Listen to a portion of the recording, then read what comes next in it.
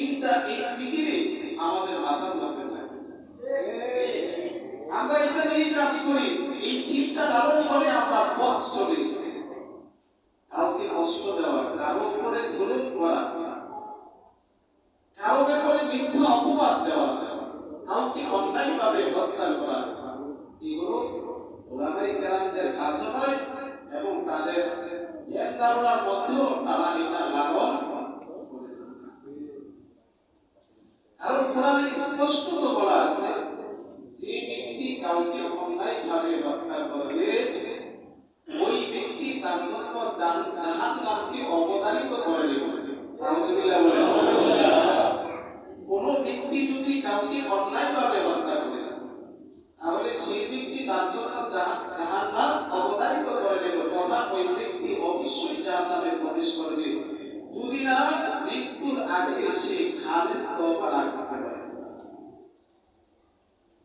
তাহলে বলেন আমাদের দেশে এই যে হত্যাকাণ্ড হচ্ছে, এই হত্যাকাণ্ডের জন্য যারা দায়ী তাদের পরিণতি আল্লাহর কোরআনের ভাষ্য অনুযায়ী কি হতে পারে, তাদের পরিণতি বা আমরা যারা পরিকল্পনা করছি হত্যাকাণ্ডে, আমাদের মানসিকতা এমনটা রয়েছে, আমাদের পরিণতি আল্লাহর কোরআন অনুযায়ী আমাদের ঠিকানা সর্বশেষ ঠিকানা হবে জাহান্নাম, এছাড়া কোনো স্থান আমাদের নেই। এই হত্যাকাণ্ড ইসলামে বড় ঘৃণিত এবং বড় পাপ এবং অন্যায় কাজ হিসাবে আল্লাহ তাআলা সাব্যস্ত করেছেন। অতএব আমরা ওলামায়ে কেরাম এটা চাই না যে দেশে দাঙ্গা হাঙ্গামা এবং বিশৃঙ্খলা হয়ে এই সাধারণ আমরা যারা মুসলমান আছি, সাধারণ জনগণ আছি, আমরা অশান্তিতে থাকবো। আমরা বিশেষ করে ওলামায়ে কেরাম আমরা এটা কখনো কামনা করি না। কেননা হাদিসের মধ্যে আছে, আল্লাহ রাসূল সাল্লাল্লাহু আলাইহি ওয়াসাল্লাম বলেন, ইন্নামাল উলামা ওয়ারাসাতুল আম্বিয়া। ওলামায়ে কেরাম বলেন আম্বিয়া কেরামের ওয়ারিস। আর অর্থ হলো ওলামায়ে কেরাম তো তাদেরকে সেভাবে পরিচালিত করবেন যেভাবে রাসূল তার জীবনকে পরিচালিত করেছিলেন। তো রাসূলের জীবনে দেখেন, রাসূল সাল্লাল্লাহু আলাইহি ওয়াসাল্লাম তিনি রাজনীতি করেছেন, তো তিনি এমন রাজনীতি করেছেন যে রাজনীতিতে বিধর্মী যারা তারাও তার কাছে এসে শান্তি পেত এবং তার কাছে এসে আশ্রয় দিত। রাসূল সাল্লাল্লাহু আলাইহি ওয়াসাল্লাম রাজনীতি করেছেন, তো তিনি তো এমন রাজনীতি করেছেন যে তিনি বিধর্মীদেরকেও তিনি আশ্রয় দিতেন এবং তাদের শান্তির ব্যবস্থা করতেন। তিনি তার শত্রুকেও আক্রমণ করতেন না। মক্কা বিজয়ের সময় যে সমস্ত কাফের মক্কার মুশরিকরা রাসূল সাল্লাল্লাহু আলাইহি ওয়াসাল্লামকে মক্কা থেকে মদিনায় হিজরত করতে বাধ্য করেছিলেন, মক্কা বিজয়ের পর 10 বছর পরে যখন মক্কা বিজয় হয়, ওই দিন যারা 10 বছর আগে রাসূলকে মদিনায় বিতাড়িত করেছিল তারা ভয়ে কম্পিত যে আজকে তো মুহাম্মদ মনে হয় আমাদের কাউকে ছাড় দিবে না। কিন্তু রহমাতুল আলামিন রাসূলে আরবি আদম সাল্লাল্লাহু আলাইহি ওয়াসাল্লাম মক্কা বিজয়ের পরে তিনি বললেন যে তোমরা সাধারণভাবে তোমরা সকলেই ক্ষমা প্রাপ্ত, সাধারণভাবে তোমরা সকলেই ক্ষমা প্রাপ্ত, তোমাদের সকলকে সাধারণ ক্ষমা ঘোষণা করে দেওয়া হলো। আজকের দিনে তোমরা কেউ আমার কাছে শত্রু নয়, আগেও ছিল না, এই আজকের দিনে বিশেষ করে আমি তোমাদের সকলকে ক্ষমা করে দিলাম। সুবহানাল্লাহ। রাসূল তো চাইলে পারতেন যে মক্কাকে তিনি একবার ধূলিসাৎ করে দিতেন, আর সেই ক্ষমতা ছিল, পাওয়ার ছিল, কিন্তু রাসূল তো সেই ধূলিসাৎ করা আর হলো মানুষের সম্পদকে, রাষ্ট্রীয় সম্পদকে লুণ্ঠন করা আর বিশ্বাস করে দেওয়া, এই রাজনীতি তো রাসূল করেন নাই। রাষ্ট্রীয় সম্পদ লুণ্ঠন করা এটা বড় অন্যায়, বড় অপরাধ। আমাদের এই বর্তমান পরিস্থিতিতে আমাদের বাঙালি, আমরা বাঙালি জাতি হইলাম, হুজুরকে বাঙালি একটা কথা আছে, আগে খুবই পরে চিন্তা করি, পরে ভাবি এই রাষ্ট্রীয় সম্পদ এটা আমার আর আপনার ট্যাক্সের টাকার মাধ্যমে করা সম্ভব। এই রাষ্ট্রীয় সম্পদ নষ্ট করলে তার শাস্তি কি হবে?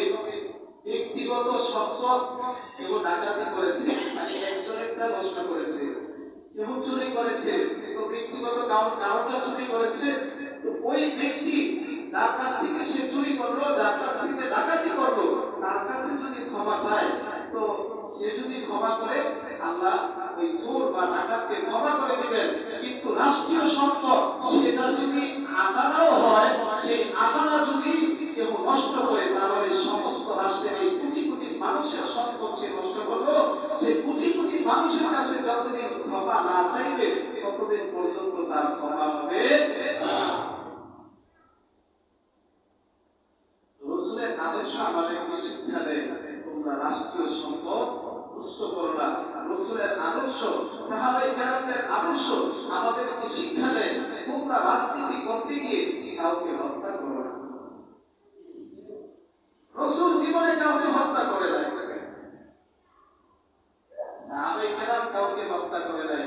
এখন অনেকে হয়তো মনে মনে বলবেন, যাদের ইতিহাস জানা আছে, যে সাহাবায়ে কেরাম তো যুদ্ধ করেছেন, যুদ্ধ করা আর হত্যা করা দুটো এক নয়।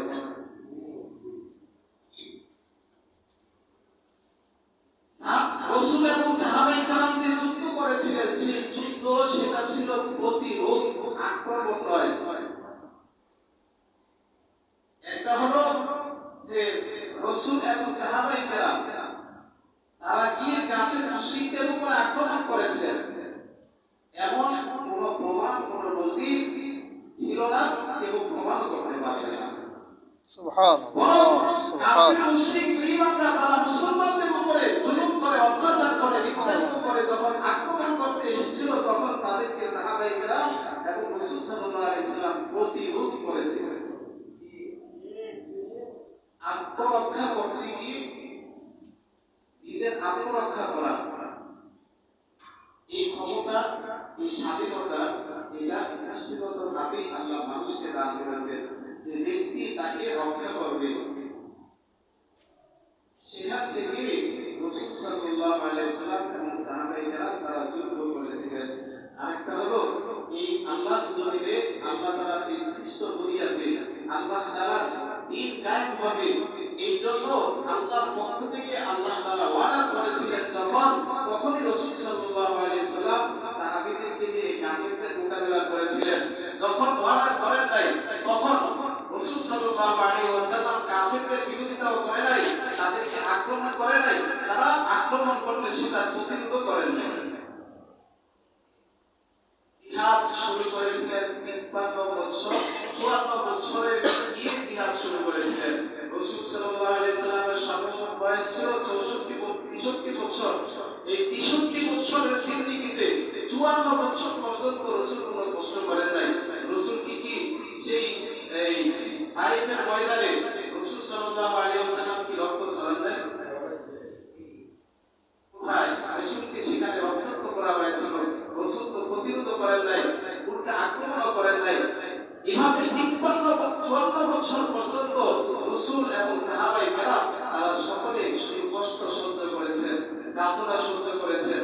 যখনই আল্লাহর পক্ষ থেকে ওয়াদা হলো, রাসূল আপনার সাহাবীদেরকে নিয়ে আপনি দ্বীন কায়েমের জন্য কাফের মুশরিকদের মোকাবেলা করেন, তখনই রাসূল সাল্লাল্লাহু আলাইহি ওয়াসাল্লাম সাহাবীদেরকে নিয়ে আগে কাফেরদেরকে বোঝানোর চেষ্টা করেছেন 54 বছর।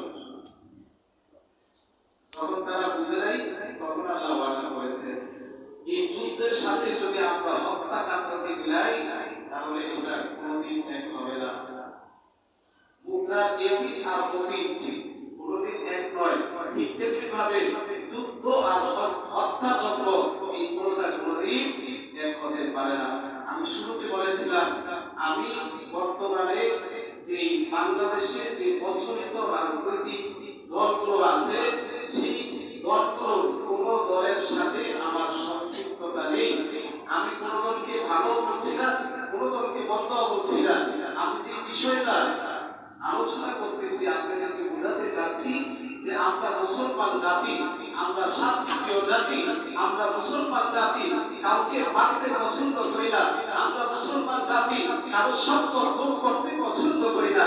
আমরা চাই রাসূলুল্লাহ সাল্লাল্লাহু আলাইহি ওয়াসাল্লামের আদর্শে আদর্শবান হয়ে আমরা মুসলমানরা শান্তিতে এই দেশে বসবাস করব।